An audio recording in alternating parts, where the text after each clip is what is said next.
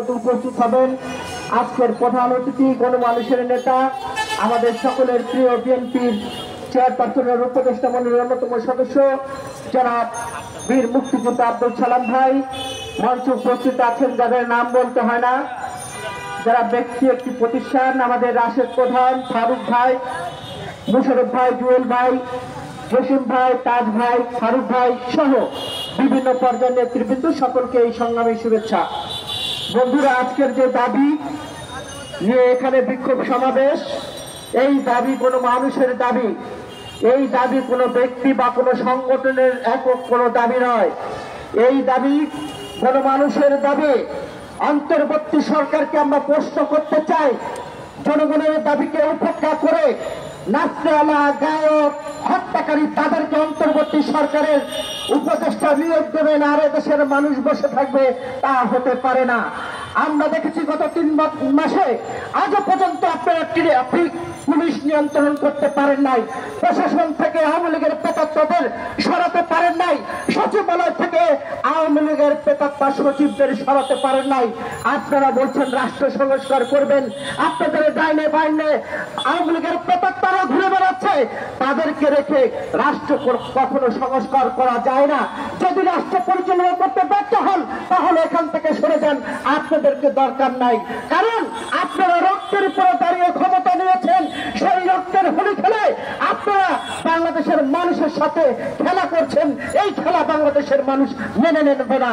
কারণ এই সচিবালয় যখন দেখি আওয়ামী লীগের প্রেতাত্মা, আমরা যখন দেখি রাজপথে পুলিশের ভিতরে অতিরিক্ত পুলিশ কর্মকর্তারা যারা আমার ভাইদেরকে গুলি করে হত্যা করেছিল, তাদেরকে আপনারা পবিত্র দিয়ে আপনি রেখেছেন আর আপনারা রাষ্ট্র সংস্কার করবেন। আজও পর্যন্ত বাংলাদেশের মানুষের নিরাপত্তা দিতে পারেন না।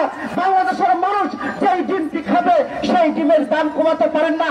বড় বড় গল্প করছেন শেখ হাসিনার মতো, তা হবে না। রক্তের হোলি খেলার সাথে আপনারা খেলা করছেন। মানুষের মন বুঝতে হবে, মানুষের মন না বুঝে মানুষকে অপেক্ষা করে আপনারা অন্তর্বর্তী সরকারে উপদেষ্টা বানিয়েছেন এক হত্যাকারী, আরেকজন যে শাপলা চত্বর হত্যাকাণ্ড। এবং আমরা দেখেছিলাম সেই শাহবাগে সেই গণজাগরণ মঞ্চের সেই নাচানালাদের সাথে যিনি সহমত পোষণ করেছিলেন, সেই ফারুককে আপনারা উপদেষ্টা করেছেন আর আপনারা বলছেন রাষ্ট্র সংস্কার করবেন। 78 বছরের যুবকে মোদির প্রেমে ভারতে যে বাংলাদেশ নিয়ে ষড়যন্ত্র করছে, আপনি সেই ষড়যন্ত্র রুখে দিতে পারছেন না। আপনারা বলছেন রাষ্ট্র সংস্কার করবেন। আপনারা কিসের রাষ্ট্র সংস্কার করবেন? রাষ্ট্র সংস্কার করবে জনগণ।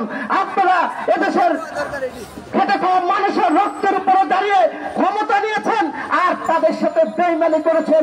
আজও পর্যন্ত আওয়ামী লীগের পরিবারে যারা আছে তাদেরকে গ্রেফতার করতে পারেন না, তাদেরকে বিচারের কাঠগড়ায় দাঁড় করতে পারেন নাই।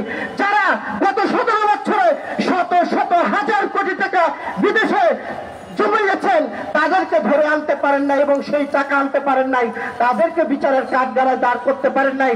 পুলিশের ভিতরে ঘাপটি মেরে আওয়ামী লীগের প্রেতাত্মারা আছে, তাদেরকেও সরাতে পারেন নাই আর আপনারা বলছেন রাষ্ট্র সংস্কার করবে। ইতিমধ্যে আমরা দেখেছি ডক্টর ইউনূসকে বিতর্কিত করার জন্য ডক্টর ইউনূসের ডাইনে এবং বামে তারা ষড়যন্ত্র করছে। আন্তর্জাতিক খ্যাতি সম্পন্ন মানুষ ডক্টর ইউনূস, তিনি কিন্তু রাজনীতিবিদ না। এই রাষ্ট্র যদি পরিচালনা করতে হয় তাহলে দেশনেত্রী বেগম খালেদা জিয়ার পরামর্শ নিয়ে তাকে দেশ চালাতে হবে। এই রাষ্ট্র যদি সংস্কার করতে হয় তাহলে দেশনায়ক তারেক রহমানের পরামর্শ নিয়ে রাষ্ট্র সংস্কার করতে হবে। আমরা দেখেছিলাম এই আওয়ামী লীগের কুলাঙ্গাররা গত 17 বছরে আমাদেরকে কিভাবে নির্যাতন করেছিল। আমরা যেখানে দাঁড়িয়ে কথা বলছে এখানে আমরা দেখেছিলাম কিছু মানুষ শেখ হাসিনার ছবি এবং বঙ্গবন্ধুর ছবি নিয়ে তারা এখানে দাঁড়িয়ে থাকতেন, আমাদেরকে সমাবেশ করতে দিতেন না। তারা আবার ওই ব্যানার পার্টি আন্দোলনে এসে অন্তর্বর্তী সরকারকে বিতর্কিত করার চেষ্টা করছেন। আমরা তাদেরকে বলতে চাই, জাতীয় নির্বাচন বাধা অন্যায়গ্রস্ত যারা করার চেষ্টা করবেন এদেশের মানুষকে নিয়ে তাদেরকে আমরা রুখে দেব। আজকে আমরা বলতে চাই, অন্তর্বর্তী সরকারে আমরা দেখেছিলাম এই বেশি দূরে না যাত্রাপালার সংসদ, সেখানে নিষিদ্ধ পল্লীর মানুষকে দিয়ে গান গাওয়াতে হতো। আর অন্তর্বর্তী সরকারে আমরা দেখছি সাংস্কৃতিক সরকার যোগ হয়েছে নতুন করে। আমরা এই সরকার চাই না যে সরকার মানুষকে নিরাপত্তা দিতে পারে না, যে সরকার আওয়ামী লীগের প্রেতাত্মাদের বিচার করতে পারে না, সেই সরকার আমরা চাই না।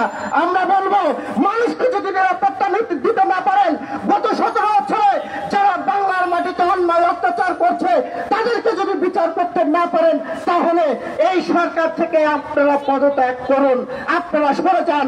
যদি সরে না যান, তাহলে বাংলাদেশের মানুষ পাকিস্তানকে কিভাবে প্রতিহত করেছিল, ভারতের প্রেতাত্মাদেরকে কিভাবে প্রতিহত করেছিল, ভারতের 1 নম্বর প্রেমিক শেখ হাসিনাকে কিভাবে তাড়িয়েছে, সেটাও আপনাদেরকে বুঝতে হবে। আপনারা প্রশাসনে, বিচারালয়, সচিবালয় সব জায়গায় আওয়ামী লীগের প্রেতাত্মা রেখে রাষ্ট্র সংস্কার এবং জাতীয় নির্বাচন করার চেষ্টা করছেন, তা হবে না। কিন্তু ইতিমধ্যে আমরা বুঝতে পারছি এই সরকার আওয়ামী লীগের সাথে তলে তলে যোগাযোগ করছে। যদি তলে তলে যোগাযোগ না থাকতো, তাহলে শেখ পরিবার কাউকে তারা গ্রেফতার করতে পারে নাই। এটাই হলো